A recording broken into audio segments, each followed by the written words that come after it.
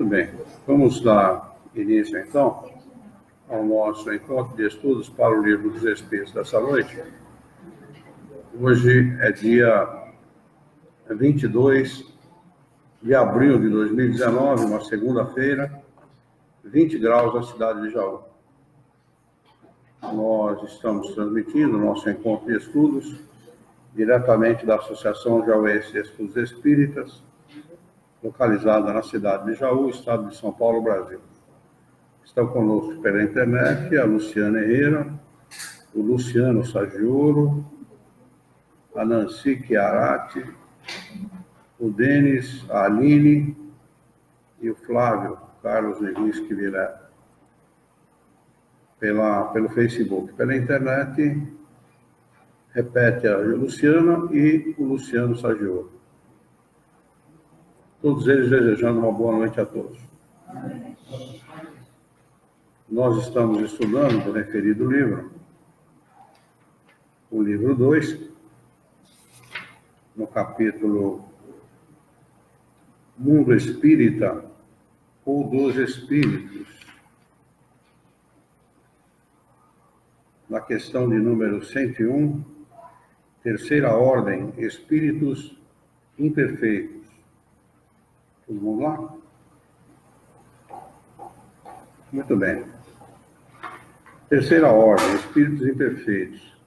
Questão de número 101. Caracteres gerais. Predominância da matéria sobre o espírito. Propensão ao mal. Ignorância. Orgulho. Egoísmo. E todas as más paixões que lhes seguem. Tem a intuição de Deus, mas não o compreendem. A Desolina também acabou de entrar. Bem-vinda, viu, Desolina? Nem todos são essencialmente maus. Em alguns, há mais leviandade.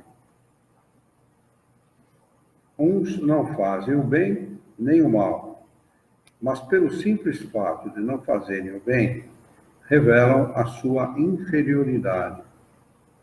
Outros, pelo contrário, se comprazem no mal e ficam satisfeitos quando encontram ocasião de praticá-lo. Podem aliar a inteligência à maldade ou à malícia. Malícia é aquele que tem propensão para o mal, né? Fui procurar no dicionário e malícia é isso. Aqueles que têm propensão para fazerem o mal, ou tendência para o mal. Malícia significa isso. Há muita gente assim entre nós, né?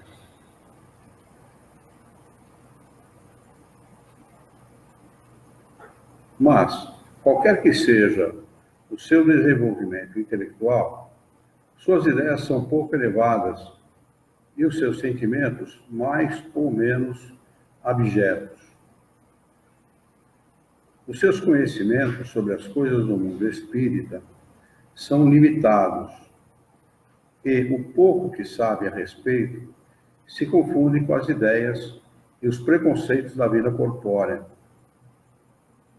Não podem dar-nos mais do que noções falsas e incompletas daquele mundo. Mas o observador atento encontra frequentemente nas suas comunicações, mesmo imperfeitas, a confirmação das grandes verdades ensinadas pelos espíritos superiores. Só para fazer um parênteses aqui, há muitas pessoas que estudam, mesmo estudando a doutrina espírita, ou que não estudam, tem a falsa ideia de que quando a pessoa desencarna, ela toma um conhecimento muito grande sobre a vida espírita, sobre o mundo espiritual. E não é verdade. Não é verdade.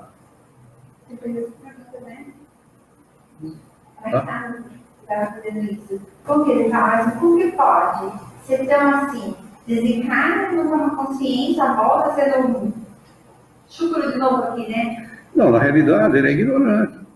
Continua sendo. Ele é ignorante, nós somos escravos da nossa maneira de pensar. Nós somos aquilo que nós pensamos. Por isso, daí a necessidade da instrução, a necessidade da educação, a necessidade do aprimoramento moral. Não significa que porque você desencarnou, você está em estado de necessidade, que você vai mudar a maneira que você pensava.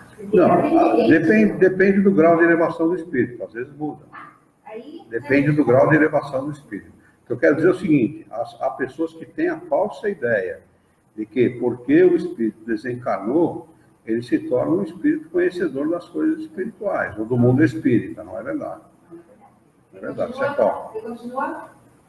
Ele continua pensando como ele é, tendo as mesmas limitações.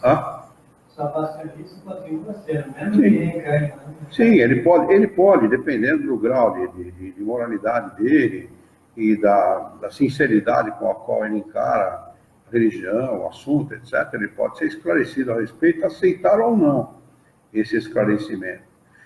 Se ele estiver maduro para aceitar, ele aceita e entende. Ele passando pelo processo não vai cumprir. Não necessariamente. Olha, o processo é didático. Ou ele entende lá, chega aqui. Não. Quando entende, entende. Quando ele adquiriu o conhecimento, ele adquiriu o conhecimento, independente de estar encarnado ou não. Tá? Mas o processo é sempre didático. É isso que nós sempre temos que ter em mente. Tanto para os encarnados quanto para os desencarnados, o processo é sempre com o objetivo de educar. É sempre com o objetivo de aprimorar, de evoluir. E evolução para o espiritismo é acúmulo de conhecimento. O espírito ele pode desencarnar totalmente ignorante, né? Totalmente, ele é bruto ainda, né? Como nós vemos, muitos no nosso mundo ainda, totalmente bruto. Ele pode ter mal saído de um mundo primitivo para um mundo como o nosso, um mundo de expiação e provas, né? E desencarnar é muito próximo daquilo que ele encarnou. É claro que sempre dá um passo à frente. Vai estar num mundo melhor, vai dar um passo à frente. Mas o conhecimento, como ele diz aqui, ó, apesar, eles aliam a inteligência, a maldade e a malícia. Isso, quando o cara alia a inteligência, a maldade e a malícia, aí é o pior que pode acontecer. Ele já tem tendência para o mal, tem propensão para o mal. Ainda alia isso a inteligência, ele fica ardiloso. Ele cria armadilhas para os outros. A inteligência dele é voltada ao mal. Mas qualquer que seja o seu desenvolvimento intelectual, suas ideias são pouco elevadas e os seus sentimentos mais ou menos abjetos. Não quer um ser abjeto. Uma pessoa abjeta, o que é? Quem sabe o valor dessa palavra? A Dani. Se soubesse, já tem a Aí ela vai no Globo. Tem objetivo? Abjeto é vil. Uma pessoa vil, uma pessoa inconsequente, irresponsável, uma pessoa que, por exemplo, o psicopata é um abjeto. Entendeu? O abjeto é aquele que não tem moral. Tudo que ele faz é certo. E tudo que os outros fazem que não o agrada, é contra ele. O psicopata é assim. O psicopata não é um louco. Todo mundo achando que o cara que é um psicopata. Não é louco, não. Psicopata é um sujeito que não tem moral. Ele é amoral. Às vezes, muito inteligente. Né? Então, tudo o que ele faz está sempre certo. E o que os outros fazem, se vier de encontro aos seus interesses, está totalmente errado. E se precisar matar, ele mata, trucidar, ele trucida, eliminar, ele elimina. Ele não tem moral. O julgamento dele a respeito de moral não existe. Para ele não tem valor moral. Não existe o valor do relacionamento. O que eu posso estar fazendo contra o meu irmão? Será que isso vai ferir, vai magoar, vai prejudicar financeiramente, socialmente? Não existe isso. Isso é um ser objeto. Né? Então, olha que interessante. Por mais que ele seja desenvolvido intelectualmente, as ideias são pouco elevadas. e os sentimentos mais ou menos abjetos, dependendo do grau de moralidade dele, é mais ou menos abjeto. Tem muita gente assim no nosso mundo? Vocês conhecem um mundo assim, não? Os seus conhecimentos sobre as coisas do mundo espírita são limitados. E o pouco que sabem a respeito se confunde com as ideias e os preconceitos da vida corpórea. Olha, todo mundo fala, né? Quando a gente fala em mediunidade, fala mediunidade não foi uma coisa descoberta pelo Espiritismo, né? E não foi mesmo. A sobrevivência da alma não foi, o perispírito não foi. Todas essas coisas já existiam no mundo como conhecimento. Conhecimentos esparsos, um pouco aqui, um pouco lá, um pouco não sei aonde e tal, que a turma utilizava para estudar em lugares fechados, isolados, entre os iniciados daquela religião, né, ou daquela seita e tal. Então o Espiritismo não descobriu nada disso. Então, para que serve o Espiritismo? Exatamente com esse objetivo. E pegar esse conhecimento que estava esparso no mundo, né, dar a ele forma, né, torná-lo palpável à inteligência, para que o homem pudesse compreendê-lo, porque o homem não compreendia, embora estivesse inserido no contexto do conhecimento humano, o homem não entende, o homem não compreende. Então precisava alguém para dizer, olha, tá vendo? O mundo espírita existe sim. Está aqui, ó, nós entrevistamos os espíritos, eles estão assim, eles agem assim, eles estão em todos os lugares.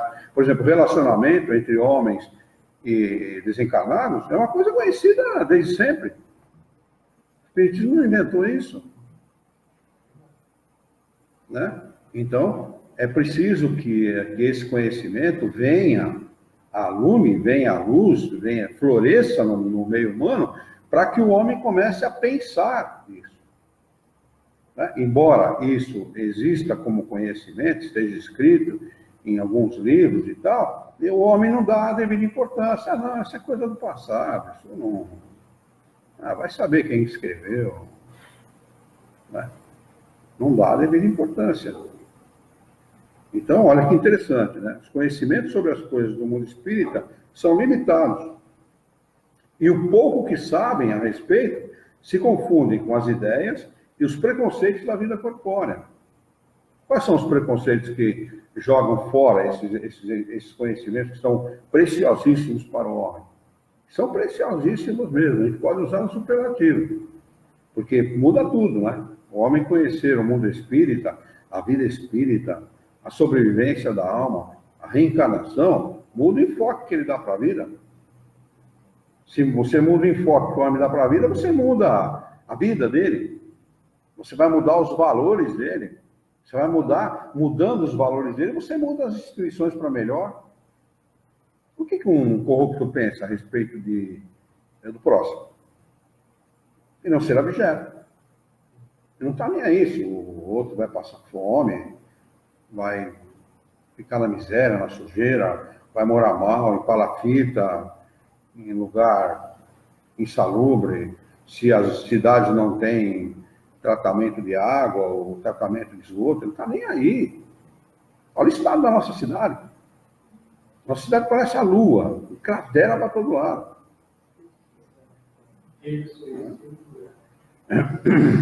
Então, olha a diferença do homem adquirir esse conhecimento, tê-lo e não ter esse conhecimento. Essa faz toda a diferença. Né? O homem que tem essa convicção, se ele for cometer um equívoco qualquer, um erro qualquer, ele vai pensar pelo menos 2 vezes. Pelo menos, ele vai pensar mais, né? Ele vai pensar pelo menos 2 vezes. Ah, peraí, pô. Eu vou chutar contra a minha própria trave, né? Vou chutar contra o meu, fazer gol contra. Eu vou ter que responder por isso. Mais dia, menos dia, Jesus usou outro método, outro meio, né? Para falar disso, né? Não, que a gente não ia deixar esse mundo até pagar o último centavo. Né? Mas é a mesma coisa, quer dizer a mesma coisa.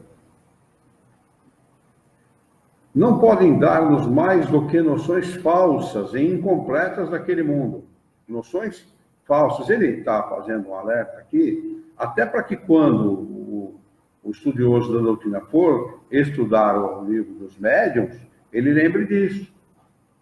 Aí todos os alertas que existem no livro dos médiuns, para nós termos muito cuidado com aquilo que os espíritos ditam como verdade.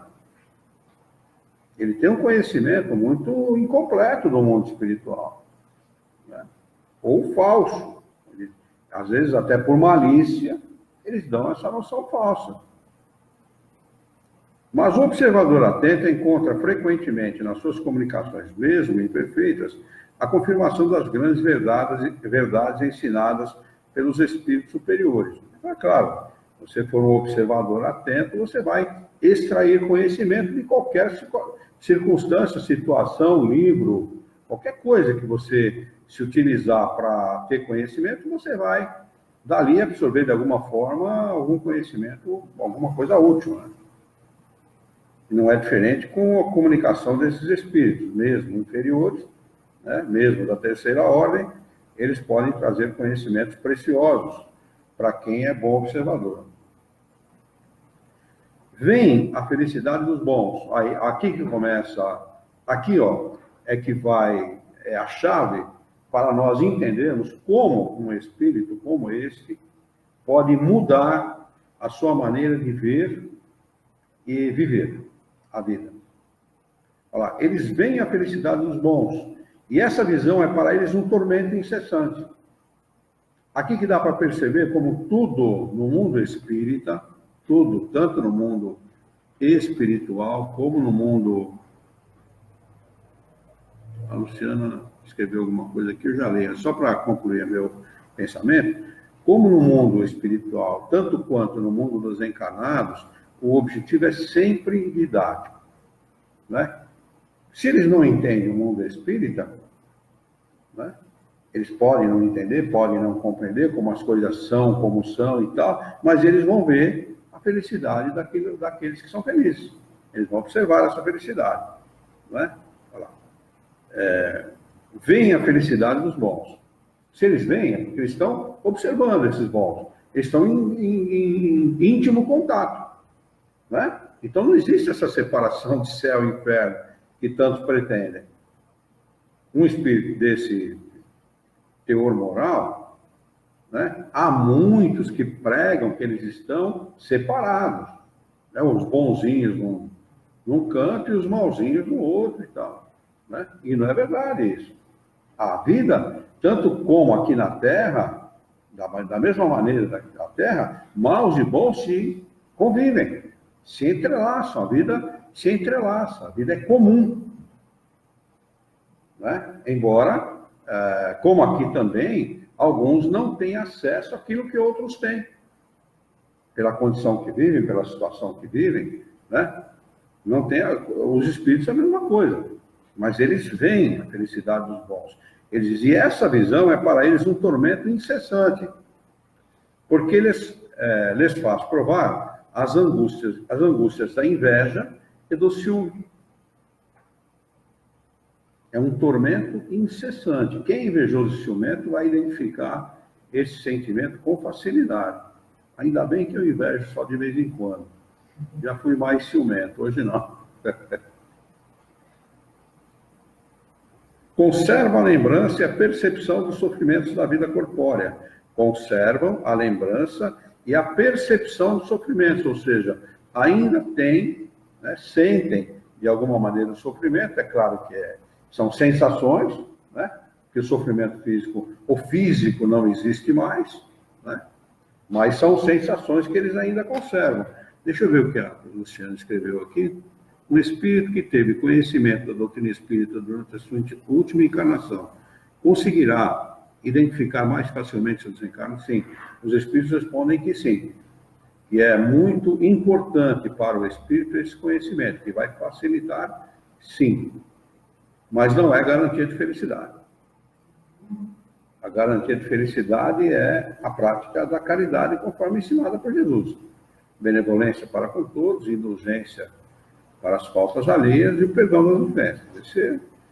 Essa é a grande chave, né?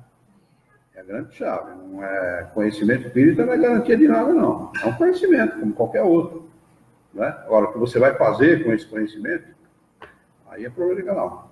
A gente percebe, por exemplo, a pessoa existe estudando, ele entende que está lendo e não foi em prática. Esse é o problema. Você conhecer e não pôr em prática é uma falta dupla. Não é? É duplamente faltoso, é duplamente... Que acaba sendo valor que parece que ela deu. Nenhum valor. Não adianta você conhecer e não pôr em prática, não valor nenhum. Né? E para você vai pesar de forma dupla.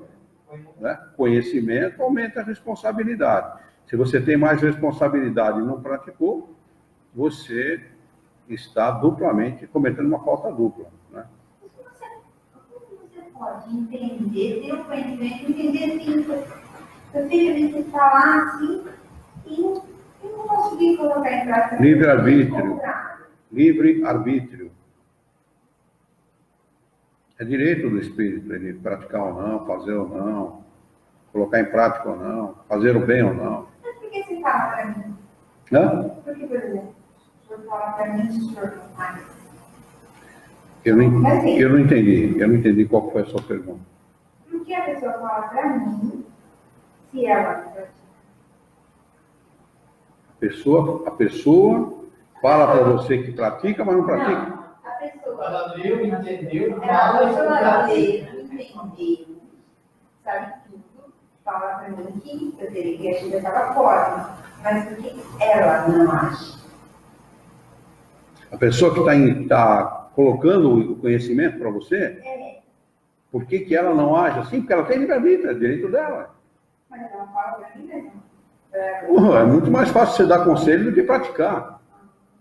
O conselho é muito mais fácil de ser dado do que você praticar aquilo que você ensina. É sempre assim. Não tem um ditado? Faça o que eu falo, não faça o que eu faço. É isso mesmo. E cada um vai responder de conformidade com a sua responsabilidade. Você não vai responder por aquilo que eu faço errado. E nem eu vou responder por aquilo que você faz errado. É problema de cada um. Não é problema de cada um? Então. Muito bem.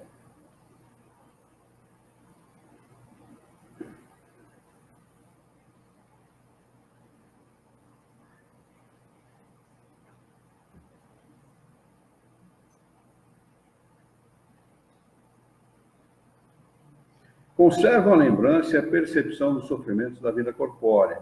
E essa impressão é frequentemente mais penosa que a realidade. Aqui também está uma outra grande ferramenta que o Criador se utiliza para despertar a consciência do espírito. Né? Se a impressão que ele tem é frequentemente mais penosa que a realidade, ele vai ser ali fustigado o tempo inteiro por aquilo. Ele vai ficar raciocinando, refletindo a respeito. Por quê, né? Por quê? Sofrem, portanto, verdadeiramente pelos males que suportaram e pelos que acarretaram aos outros. E, como sofrem por muito tempo, julgam sofrer para sempre. Daí a ideia do inferno eterno, né? Deus, para os punir, quer que eles assim pensem. Podemos dividi-los em 5 classes principais.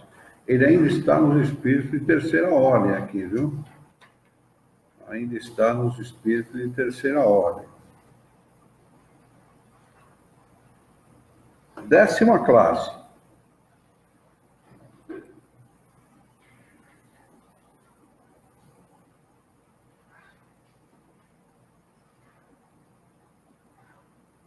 Espíritos impuros são inclinados ao mal e o fazem objeto de suas preocupações. Como espíritos dão conselhos pérfidos, insuflam a discórdia e a desconfiança e usam todos os disfarces para melhor enganar. Apegam-se a pessoas de caráter bastante fraco para cederem às suas sugestões, a fim de as levar à perda, satisfeitos de poderem retardar o seu adiantamento ao fazê-las sucumbir ante as provas que sofrem. Nas manifestações, reconhecem-se esses espíritos pela linguagem, a trivialidade e a grosseria das expressões. Entre os espíritos, como entre os homens, é sempre um índice, devia ser indício, né? Mas de inferioridade moral. Você não está indício em algum livro aí, não? Índice. De inferioridade moral, senão mesmo intelectual. Suas comunicações revelam a baixeza de suas inclinações e, se eles tentam enganar, falando de maneira sensata, não podem sustentar o papel por muito tempo e acabam sempre por trair a sua origem. Alguns povos os transformaram em divindades malfazejas, outros os designam como demônios, gênios maus, espíritos do mal. Quando encarnados, inclinam-se a todos os vícios que as paixões vis e degradantes engendram: a sensualidade, a crueldade, a felonia, felonia é traição, a hipocrisia, a cupidez e a avareza sórdida. Fazem o mal pelo prazer de fazê-lo, no mais das vezes, sem motivo, e por ódio ao bem. Quase sempre escolhem suas vítimas entre as pessoas honestas. Constituem verdadeiros flagelos para a humanidade, seja qual for a posição que ocupem, e o verniz da civilização não os livra do opróbrio e da ignomínia. Como é que pode ter espírito assim, Denise? Ah, como é que pode ter espírito assim? E tem. E tem. E esses espíritos estão no nosso mundo, não estão em mundos primitivos, não. É no nosso mundo que esses espíritos estão. Tanto os encarnados como os desencarnados. Há espíritos assim. Nona classe, espíritos levianos. São ignorantes, malignos, inconsequentes e zombeteiros. Metem-se em tudo e a tudo respondem, sem se importarem com a verdade. Gostam de causar pequenas contrariedades e pequenas alegrias e fazer intrigas, de induzir maliciosamente ao erro por meio de mistificações e de espertezas. A esta classe pertencem os espíritos vulgarmente designados pelo nome de duendes, diabretes, gnomos, trasgos. Estão sob a dependência de espíritos superiores, que deles se servem muitas vezes, como fazemos com os criados.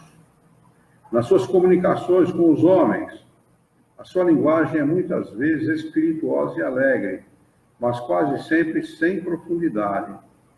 Apanham as esquisitices e os ridículos humanos que interpretam de maneira mordaz e satírica. Se tomam nomes supostos, é mais por malícia do que por maldade. Oitava classe, espíritos pseudo-sábios. De todos eles aqui, acho que o pior é esse. Seus conhecimentos são bastante amplos, mas julgam saber mais do que realmente sabem. Tendo realizado alguns progressos em diversos sentidos, sua linguagem tem um caráter sério, que pode iludir quanto à sua capacidade e às suas luzes, ou seja, o seu conhecimento.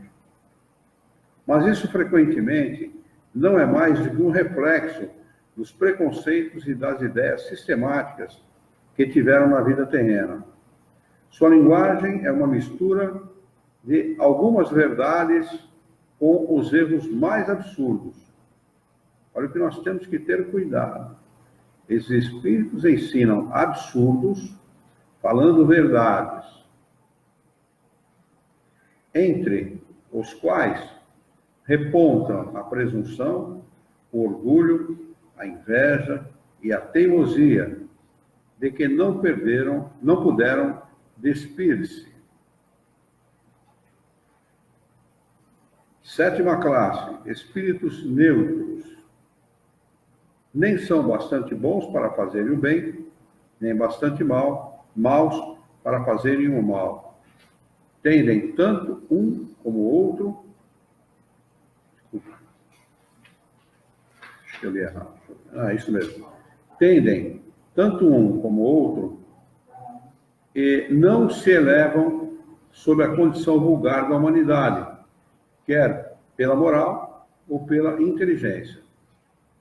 Apegam-se às coisas deste mundo, saudosos de suas grosseiras alegrias.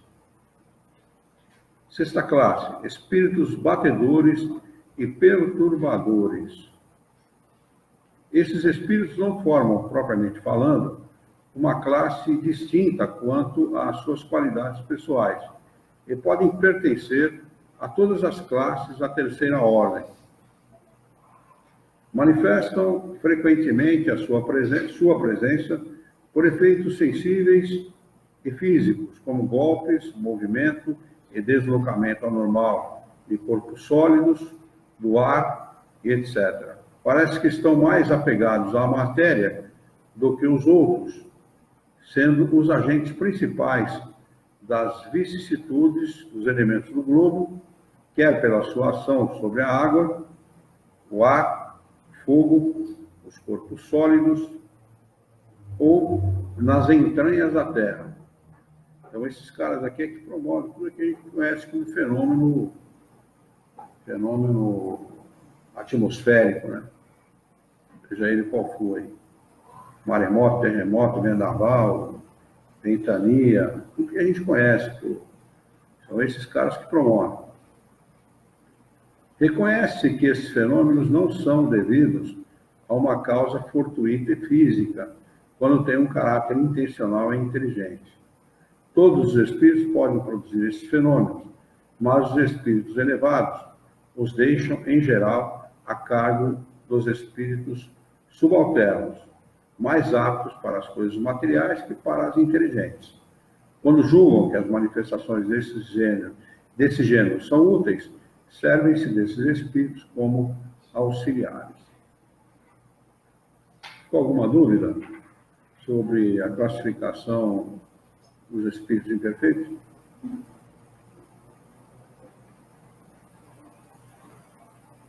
Segunda ordem, bons espíritos. Caracteres gerais.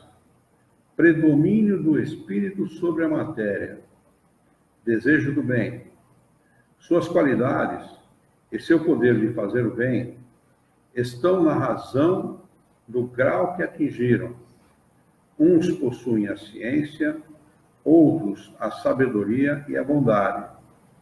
Os mais adiantados juntam ao seu saber as qualidades morais.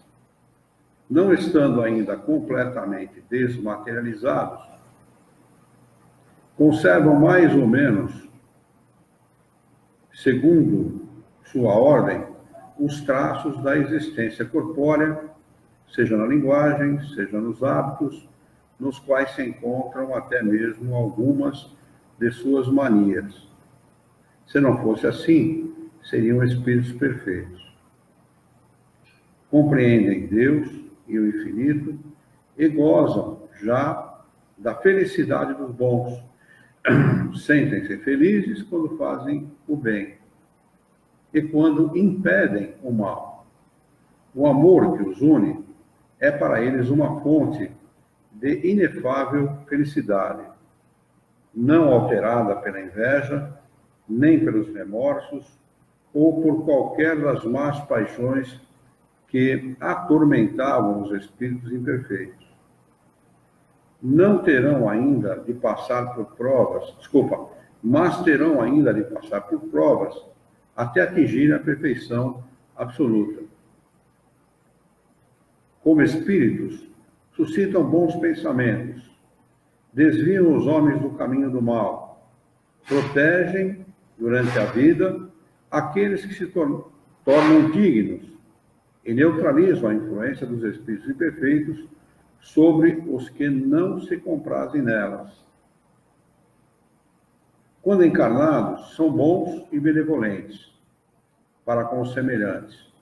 Não se deixam levar pelo orgulho, nem pelo egoísmo, nem pela ambição, mas não provam ódio, nem rancor, nem inveja ou ciúme, fazendo o bem pelo bem. A esta ordem pertencem os espíritos designados nas crenças vulgares pelos nomes de bons gênios, gênios protetores, espíritos do bem. Nos tempos de superstição e de ignorância, foram considerados divindades benfazejas. Podemos dividi-los em 4 grupos principais. Quinta classe, espíritos benévolos. Sua qualidade dominante é a bondade. Gostam de prestar serviços aos homens e de os proteger, mas o seu saber é limitado. Seu progresso realizou-se mais no sentido moral que no intelectual. Quarta classe, espíritos sábios. Os que especialmente os distingue é a amplitude dos conhecimentos. Preocupam-se menos com as questões morais do que com as científicas, para as quais têm mais aptidão, mas só encaram a ciência pela sua utilidade, livre das paixões que são próprias dos espíritos imperfeitos. Terceira classe, espíritos prudentes. Caracterizam-se pelas qualidades morais de ordem mais elevada. Sem possuir conhecimentos ilimitados, são dotados de uma capacidade intelectual que lhes permite julgar com precisão os homens e as coisas. Segunda classe, espíritos superiores. Reúnem a ciência, a sabedoria e a bondade. Eu fui procurar saber a respeito disso. Ciência é todo o conhecimento que um planeta pode oferecer para uma pessoa. Com esse valor. Sabedoria é a aplicação justa de um conhecimento. E a bondade, que não sabe o que é. Não conhece, né? A gente não sabe ser bom ainda. Sua linguagem, que só transpira benevolência, é sempre digna, elevada e frequentemente sublime. Sua superioridade os torna mais ou menos aptos a nos proporcionar as mais justas noções sobre as coisas do mundo incorpóreo, dentro dos limites do que nos é dado conhecer.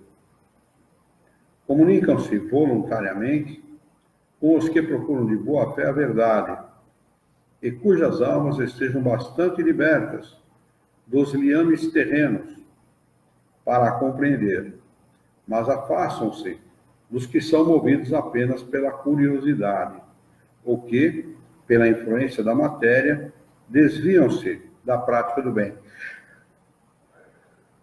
Quando, por exceção, se encarnam na Terra, por exceção, é para cumprir uma missão de progresso, e então nos oferecem o tipo de perfeição que a humanidade pode aspirar neste mundo. Primeira ordem. Ficou claro aqui da segunda ordem? Como? Se eu respondi? Respondi sim, por quê? Tem mais uma aqui. Em relação aos gnomos, duendes e demais, eles podem ser reconhecidos pela forma física das estatuetas que existem? Não, aquilo é só uma representação, minha filha. Apenas uma representação que o homem acabou dando. Como Saci Pererê, mula sem cabeça. Que mais, né? Que mais tem no folclore brasileiro?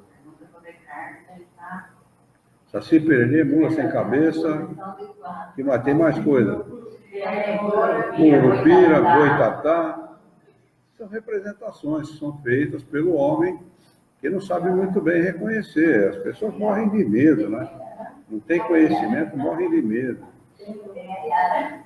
Quem tem?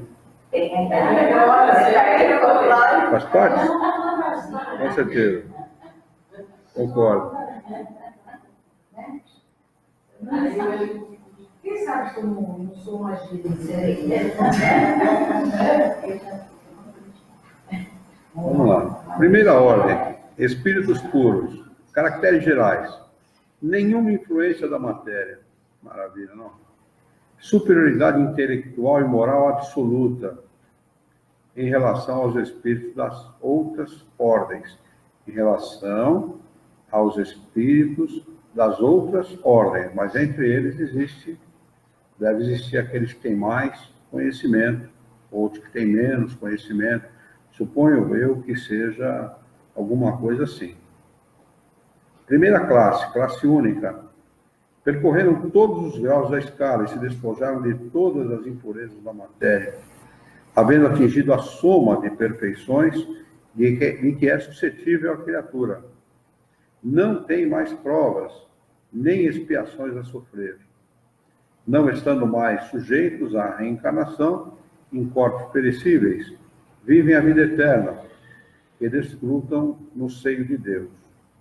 Gozam de uma felicidade inalterável, porque não estão sujeitos nem às necessidades, nem às vicissitudes da vida material. Mas essa felicidade não é de uma ociosidade monótona, vivida em contemplação perpétua. São os mensageiros e os ministros de Deus, cujas ordens executam para a manutenção da harmonia universal. Dirigem a todos os espíritos que são inferiores, ajudam-nos a se aperfeiçoarem e determinam as suas missões. Assistir os homens às suas angústias, incitá-los ao bem ou à expiação de faltas que os distanciam da felicidade suprema, é para eles uma ocupação agradável. São, às vezes, designados pelos nomes de anjos, arcanjos ou serafins. Da mesma forma que a Luciana perguntou a respeito dos gnomos, dos tragos, também é uma representação.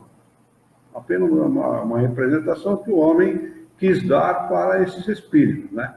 Normalmente são simbolizados com uma auréola, tal, coisa assim, uma luz atrás e tal, né? Uma coisa mais ou menos desse tipo. Mas isso é tudo simbólico. Essas aparições, tipo, os vietnãs, né? Essa de Nossa Senhora de Fátima, isso é mais religioso, né? Essa de Nossa Senhora de Fátima musical, né? Eles eram bastante. O quê? Nossa Senhora de Fátima. Nossa Senhora de Fátima? É. Tá bom. Olha, na realidade, cada lugar em que teve uma visão de um espírito se julgou que fosse uma Nossa Senhora. Tem a Aparecida, que apareceu lá em Aparecida. E a de Fátima, porque é em Portugal, que foi em Fátima. Mas tudo é uma Nossa Senhora só. Se Jesus tivesse tantas mães assim, é tudo uma Nossa Senhora só. Porque cada um dá o nome do local onde ela pressupostamente tem aparecido. Né? Na verdade, nem precisa ser Nossa Senhora. Hã? Necessariamente não é Nossa Senhora. Olha, eu não sei, eu nunca vi uma para saber. Eu acho. Eu também não, para mim, ó, estava lá no Nossa Senhora. O que importa se é ou não? Não, eu acho que é só um comércio, é uma estátua, uma coisa feita, não certo, uma Não, olha, a coisa não é bem assim, ó. Existe por trás um fundo de verdade. A realidade é essa, tá? A realidade é essa. O que a instituição faz com isso é outra história. O que a instituição faz é outra história. Eles se aproveitam de uma situação, de uma ocorrência, para poder tirar fruto, tirar benefício financeiro disso. Entendeu? Mas que existe um fundo de verdade nesse troço, existe. Porque a relação dos homens com os espíritos ela é constante. Tudo bem. Mas não é, por exemplo, aquelas coisas que não dizem exatamente Nossa Senhora de Fátima, eles viram espíritos. Mas o que importa, se é Nossa Senhora ou Mas não, é o que está. é que aí, olha, acontece o seguinte, olha, sempre tem um espertalhão. Acharam uma estatueta de madeira no fundo do rio, estatueta enegrecida pela ação do tempo, da água e tal, entendeu? E disseram que aquilo era santo, entendeu? Sempre tem um espertalhão por trás da história. Por isso que a religião, ela frutifica do ponto de vista do prestígio social, político, e inclusive do ponto de vista financeiro, entendeu? Ela pega o homem pela emoção. Pela emoção, entendeu? Essa é a verdade. Então, o cara fica muito emocionado, ele acha que aquilo é real e tal, e ele abre o bolso, ele abre a carteira. Esse é o objetivo, esse é o propósito. Agora, a gente não pode negar que, por exemplo, a Basílica de Aparecida, já foi na Basílica de Aparecida? Nunca foi? Um dia que você tiver oportunidade, se quiser fazer um passeio, vá. Não estou querendo dizer isso, não. Para nós espíritas isso não interessa. O que interessa é você fazer uma averiguação da situação fluídica do local, do ambiente fluídico. Vá naquele local e procure sentir. O ambiente fluídico é maravilhoso. Vá naquela sala dos milagres. A gente sabe que milagre não existe, mas vai lá e analise o ambiente fluídico, você vê. Por quê? Mas por quê? Por que que aquele local tem essa condição, tem essa situação? Porque as pessoas vão lá de boa fé, vão lá com amor, vão lá imbuídas do desejo de acertar, de fazer o bem, agradecer a Deus. Tudo isso faz com que o ambiente fluídico seja propício, seja bom. O que a instituição faz por trás é problema deles. Quem vai ter que responder? Eu não vou responder. Porque eu nunca preguei milagre, nunca ganhei dinheiro com isso. E nem vou ganhar. Eu sou espírita. Entendeu? Então, é um problema deles. Agora, que existe um fundo de verdade, que alguém pode ter se relacionado com o espírito, conversado com esse espírito, a gente não pode negar, porque essa relação ela é perene, ela é permanente, ela é constante. Os espíritos... consegue ter coisas boas ali? Claro, evidente. Você muda a tua maneira. O que Jesus fazia com as pessoas? Não era milagre. Não era milagre. Ele fazia o quê? Ele mudava, ele estimulava as pessoas a tal ponto que a pessoa estimulada, com pensamento estimulado, mudava a sua própria condição fluídica. Começava a se sentir bem. Estou bem.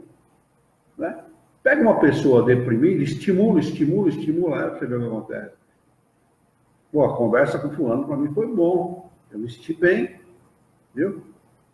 É isso que acontecia com Jesus. Jesus sabia fazer isso com maestria, porque ele dominava os fluidos com a capacidade de um espírito puro. Ele sabia como fazer isso, com conhecimento. Entendeu? Agora, não havia um milagre. As pessoas disseram, se referem assim ao fato, como um milagre. Mas, na realidade, ele mesmo fala isso. Ele mesmo deixa claro que não havia milagre nenhum, que não havia cura nenhuma. Que ele falava para as pessoas, toma cuidado, não continua fazendo o que você está fazendo, porque você vai ficar pior do que você estava. Com outras palavras, estou usando aqui as minhas palavras. Né? Então, sempre por trás de um fenômeno, por trás desses pretensos fenômenos, existe sim alguma coisa. Alguma coisa existe. Entendeu? Agora, o que a instituição fez para arrecadar dinheiro com tudo isso é problema dela. Que hoje em dia, quando aparece alguma coisa assim, que eles falam que, aparece uma senhora de novo, ou sei lá, vão atrás, investigam e prova que é mentira. Ou da saída de sangue do olho, prova que é mentira. Bom, então, hoje em dia está mais difícil de ter aparição, tá, né? mas eu não estou falando desses casos aberrantes, né? Não, hoje em dia está mais difícil. Estou falando, por exemplo, o caso de Fátima. As 3 crianças foram lá, acho que na beira de um rio, alguma coisa assim, e vêm lá, se defrontam com o espírito. Né? Conversam com esse espírito.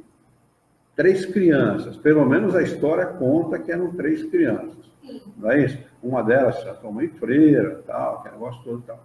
Entendeu? Se as crianças, se houve realmente a ida das crianças àquele lugar, e se as crianças conversaram com esse espírito, alguma coisa aconteceu daí. Agora, se houve invenção por trás disso, que era revelação no final do mundo, e não sei o que, conversa toda, isso pode ser coisa criada por quem tem interesse de tirar fruto disso. Como é que começou? Essa aparição aí foi isso social. Foram 3 revelações que foram feitas e tal. E a última revelação parece que é do final do mundo, não sei que coisa assim. Quer dizer, como é que começa o catolicismo? A gente sabe dessa história. O catolicismo começou de uma necessidade política. Sim. Então não pode ser coisa boa. Políticos são tão capazes de dar o deserto do Saara para os caras e acabam com a areia do deserto. E tão capazes que eles são.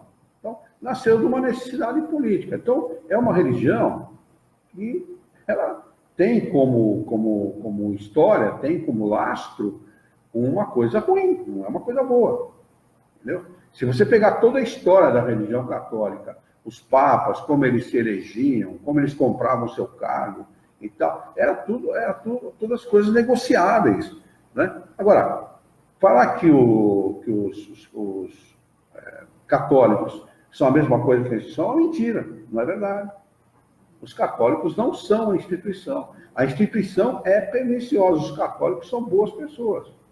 Tem trabalho social invejável, eles são boas pessoas, são pessoas que fazem o bem, ou procuram fazer o bem, a maioria pelo menos e tal. Quer dizer, não dá para você associar a instituição àqueles que praticam a religião. Muitos dos que praticam a religião católica sequer sabem de seus fundamentos, das premissas da religião, ou de qual é a história da religião, nem procuram saber. Porque o senhor percebe que essas aparições é no catolicismo, né? Essas aparições. Muitas delas eles se apropriam indevidamente. Por exemplo, São Francisco de Assis. São Francisco de Assis não era católico. E o catolicismo se apropriou da figura de São Francisco de Assis indevidamente. Agora, você evangélico não. O evangélico nem gosta de imagem, né? Imagem, enfim. Tá, mas isso também não quer dizer que não fazem as maiores aberrações da vida. Claro. Não quer dizer, não gostam de imagem, mas ficam fazendo um monte de... Eu sei, mas não, quer dizer, eles também, eles não têm essas... Eles vão para outra banda, né?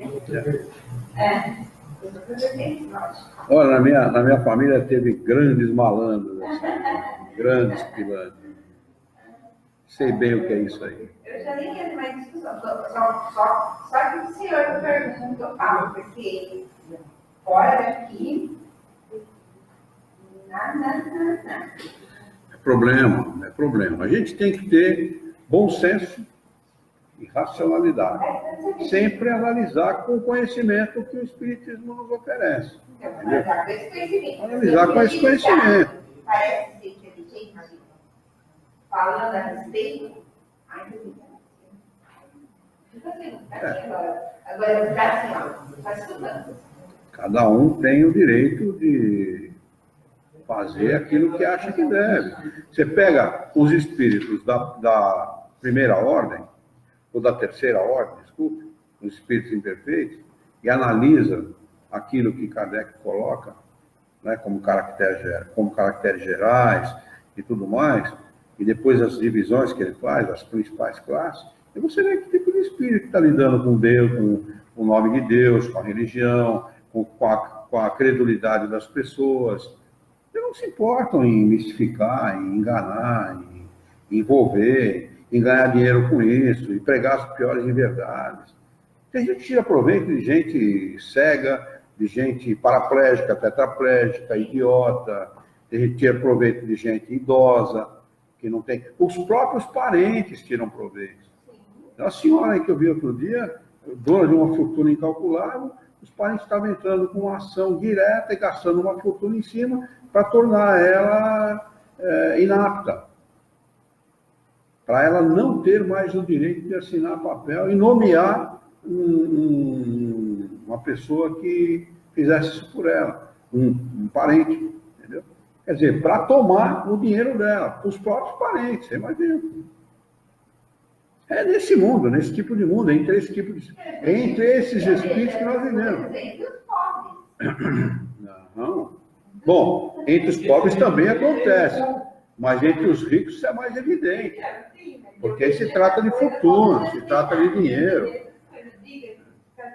Mas aí é briga por causa de uma vela e 2 palitos. Não é briga por causa de fortuna. É uma caixa de fósforo e 2 velas. Vamos lá, item 7, progressão dos espíritos. Questão de número 114. Agora vem o consolo, né? Porque apesar de nós estarmos lá naquela classe de espiritinhos sem vergonha, diz assim, a pergunta de Kardec é: os espíritos são bons ou maus por natureza? Ou são eles mesmos que procuram melhorar-se? Resposta dos espíritos superiores: os espíritos mesmos se melhoram. Então, ninguém vai pegar você no colinho e falar: meu amor, meu bem, você tem que melhorar, coitadinho, tão infeliz, tão pobre. Não é não, vai sofrer, vai dar com a cara na parede até aprender. Passam de uma ordem inferior para uma superior. 115. Uns espíritos foram criados bons e outros maus. Resposta: Deus criou todos os espíritos simples e ignorantes. A gente tem que entender bem o que é simples e o que é ignorante. Por que que ele fala aqui, por que que a resposta dos espíritos superiores é que nós fomos criados simples e ignorantes? Que tipo de simplicidade é essa?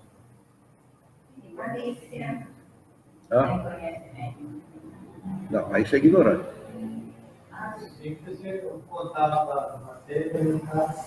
Ele é simples porque ele não está corrompido pela matéria.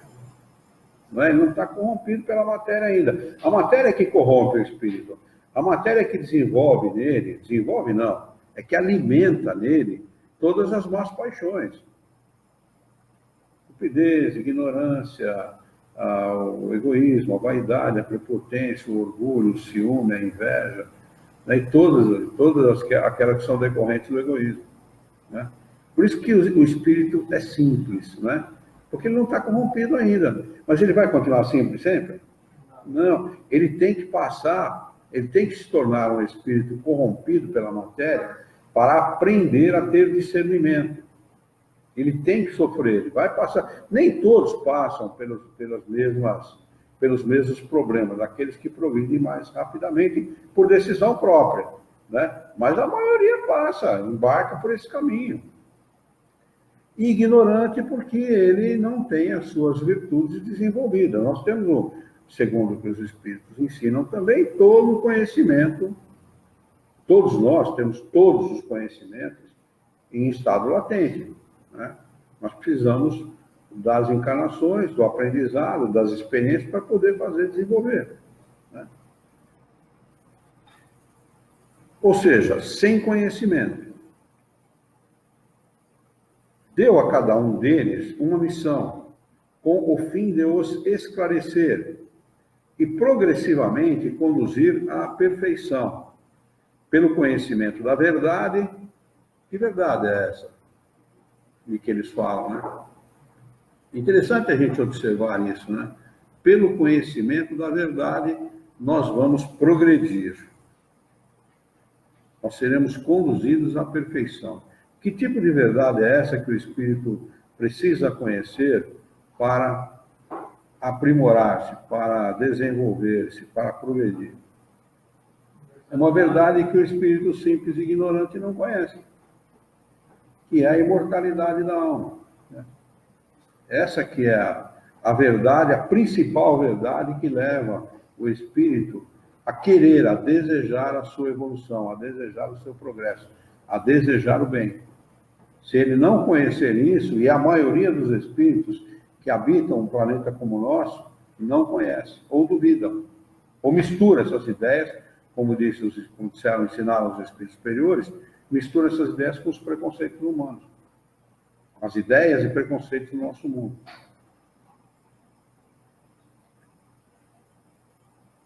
Pelo conhecimento da verdade e para os aproximar dele. A felicidade eterna e sem perturbações, eles a encontrarão nessa perfeição.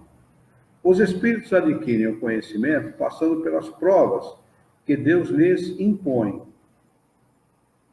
Este impõe aqui, este verbo, está na condição de passar pela ação das leis naturais. Ou seja, sofrer a ação dessas leis. Não tem como nós fugirmos delas. Não é? Então, na realidade, essa imposição é nesse sentido. Né? Que não há nada imposto para o espírito, uma vez que ele tem livre-arbítrio. Né? Essa imposição não tem o mesmo sentido do que constranger, obrigar. Né? Uns aceitam essas provas com submissão e chegam mais prontamente ao seu destino. Aceitação. Essa é a palavra. Outros não conseguem sofrê-las sem lamentação, e assim permanecem por sua culpa, distanciados da perfeição e da felicidade prometida. 115A. Segundo isto, os espíritos, na sua origem, se assemelham a crianças ignorantes e sem experiência, mas adquirindo pouco a pouco os conhecimentos que lhe faltam, ao percorrer as diferentes fases da vida? Resposta: sim, a comparação é justa. A criança rebelde permanece ignorante e imperfeita. Seu menor ou maior aproveitamento depende da sua docilidade. Mas a vida do homem tem fim, enquanto a do espírito se estende ao infinito. Ou seja, eles é verdade, é isso mesmo. A criança rebelde, ela demora mais para aceitar aquilo que lhe ensinam, né? O que é mais dócil, ele é educado com mais facilidade, se aprimora com mais facilidade. Mas vocês não devem esquecer que a vida do homem tem fim, a do espírito não. Ou seja, a gente aprende também como desencarnar. Não é só desse ponto de vista, não, que a gente deve fazer essa associação. Né? Aprende-se como desencarnado e aprende-se como encarnado. Aprende-se como desencarnado, aprende-se como encarnado. Aprende-se como desencarnado muito, coloca-se em prática como encarnado. Aí volta para a escada de erraticidade, fala: nossa, quanta burrice eu cometi. Volta a encarnar novamente. Tenta colocar em prática novamente. Não consegue, ou consegue uma parte só e volta novamente. É assim, fazendo experiência. Hã? Essa é a maneira pela qual o homem adquire conhecimento. A vida é uma sucessão de tentativas e erros. Essa é a melhor definição que eu encontrei até hoje. Tentativas e erros, tentativas e erros, tentativas e erros. Como não há erro, tentativas e experiências mal resolvidas. Vamos lá, vamos anotar, cadê o meu lápis? Está aqui. Vamos anotar a de número 116, com a data de hoje, para nós retomarmos na próxima segunda-feira. Hoje é dia 22/4/19.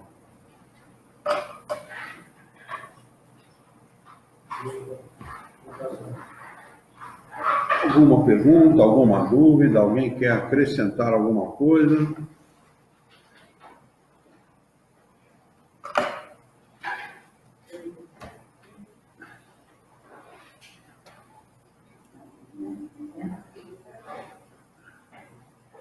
Podemos encerrar? Aquele pastor lá do Rio, ele está falando que agora ele está dando a corda. Não entendi. Aquele pastor lá do Rio, Pastor? que eles estão indo lá, não sei se o senhor já, né? Não. Então, ele pede para levar um documento, alguma coisa da pessoa, né? Olha só. E ele, em cima daquilo lá, ele fala o que ele está dentro da pessoa. Algumas coisas não terá. E mas nada do meu irmãozinho ele fica até forte. Viu o quê? Corda. Corda. É tipo assim, se enforcando. Ai, tá terrível esse negócio. Não tô gostando, não. Problema, hein? Não tô gostando, não. Tô gostando desse barco, não. Problema. É bobear, né? Ah, sim. Pediu um barradinho, né? Eu não ia saber, não. Viu?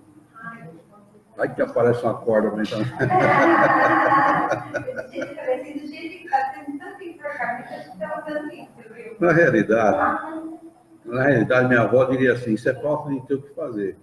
Porque se tivesse uma atividade mais séria na vida, não ia procurar aquilo que não deve. Não vai atrás daquilo que não deve. Claro, vai atrás daquilo que não deve. Tem gente que vai atrás de clarividente, gente que lê tarô, outro que lê carta, outro que não sei o quê. Aí a pessoa pede não sei quanto para fazer não sei o quê para não sei quem.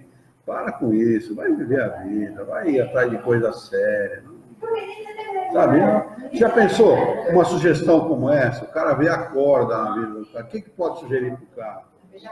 Aí sugere para o cara uma coisa que o cara pode encucar e pode levar o cara a fazer uma bobagem, né, muito grande na vida porque alguém sugeriu. Eu falei pra minha mãe que nem faz as coisas pra ele.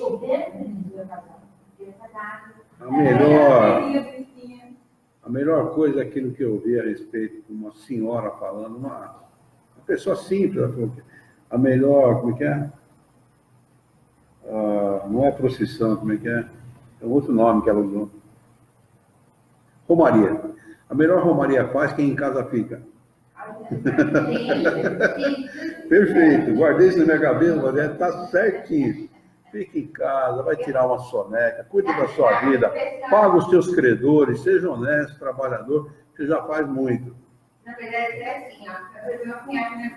Com a minha cunhada. Só que ela é retalhada. Vamos fazer a nossa prece? Sim, senhor.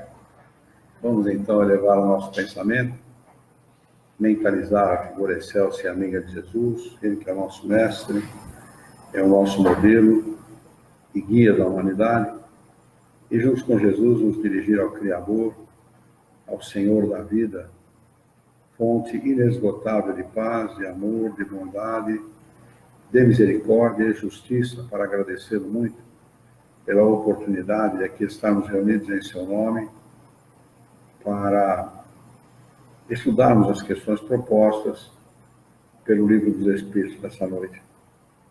Queira a vossa bondade, o vosso amor, a vossa misericórdia, que tenhamos bom ânimo, coragem, determinação, ideias renovadas, alegria de viver e muito entusiasmo para que nós possamos trabalhar, sermos úteis à sociedade em que vivemos e, dessa forma, dignificar a vida.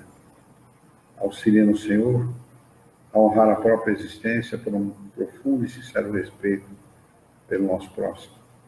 Em teu nome, em nome de Jesus, em nome dos bons espíritos, em nome do nosso diretor espiritual e de sua equipe, nós declaramos encerrado o nosso encontro de estudos essa noite. E que assim seja.